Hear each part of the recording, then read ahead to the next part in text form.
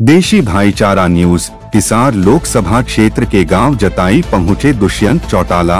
गांव में पहुंचने पर ग्रामीणों ने किया जोरदार स्वागत। हिसार लोकसभा के क्षेत्र के गांव जताई में हरियाणा के पूर्व उप मुख्यमंत्री दुष्यंत चौटाला जी पहुंचे। वहां पर पहुंचने पर ग्रामीणों ने जोरदार स्वागत किया और फूल माला पहनाकर सम्मानित किया।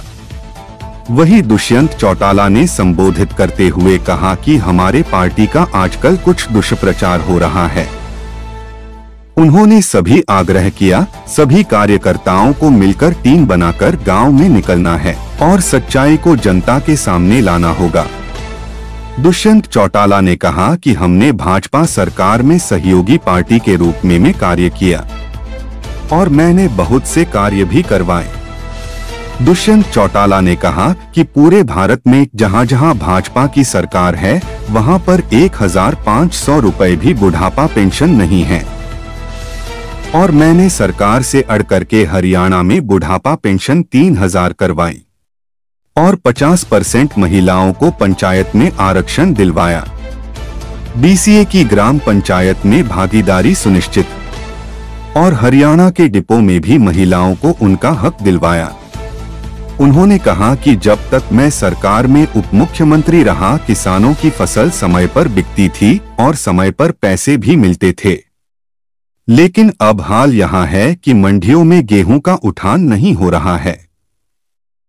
उन्होंने कहा कि उस समय हमारी 10 ही सीट थी, अब की बार हमारी पूर्ण रूप से सत्ता में सरकार आने पर हरियाणा को नंबर 1 बनाने का कार्य करेंगे।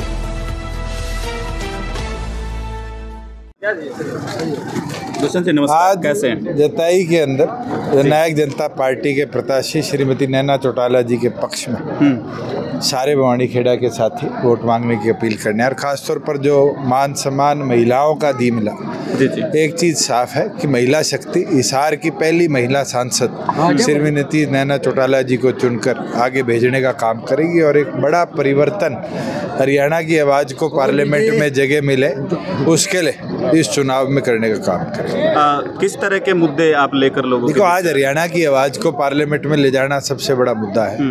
गूंगे बहरे सांसदों से पहले हरियाणा की आवाज को कोई सांसद पार्लियामेंट में रख पाए, ये प्राथमिकता है और हरियाणा ने मन बना लिया।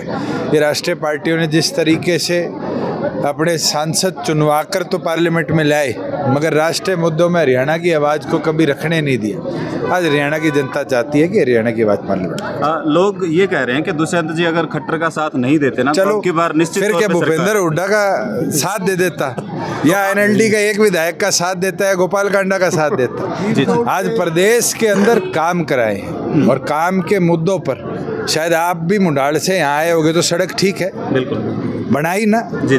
आज आपके मुंडाल में फ्लाईओवर बन रहा है, बना ना। रेलवे मुक्त हिसार लोकसभा बनाई जी। आज धनाना चले जाओ, परचेज सेंटर है, परचेज सेंटर तो ओवर फ्लडेड है, उसके साथ 8-9 खेतों के अंदर भी डेरिया गेहूं की है। ये व्यवस्था क्यों फेल हुई? क्योंकि आज हम राज्य में नहीं बैठे, जब राज्य में थे एक रात नहीं लगती थी उठान को। तो ये व्यवस्थाओं की बात है और हमेशा सर छोटू राम जी चौधरी देवीलाल जी कहा करते थे, राज्य में रहोगे तभी लोगों के काम करा पाओगे। हमें 10 विधायक चुनकर दिए, जनहित के अंदर क्या उन कॉन्स्टिट्यूएंट्स का या उन 15% वोटर्स का जो हमने वादे किए थे उनको करवाना हमारा वो जनमत नहीं बनता था, हमने करा उसको। दुष्यंत जी, आपके चाचा जी जो हैं वो ये आरोप लगाते हैं, जेपी भी ये आरोप लगाते हैं कि आप अब भी बीजेपी में ही हैं, बीजेपी के एजेंट हैं आप। अगर आज के दिन एक सीट बता दो जिसके अंदर हमने किसी के एजेंट के तौर पे उम्मीदवार उतारा, हमने 10 उम्मीदवार उतारे जी। कोई बोधा है? आपको पता है कल रात को इनेलो के 3 उम्मीदवार घोषित हो गए, खबर भी आई, टोलो फिर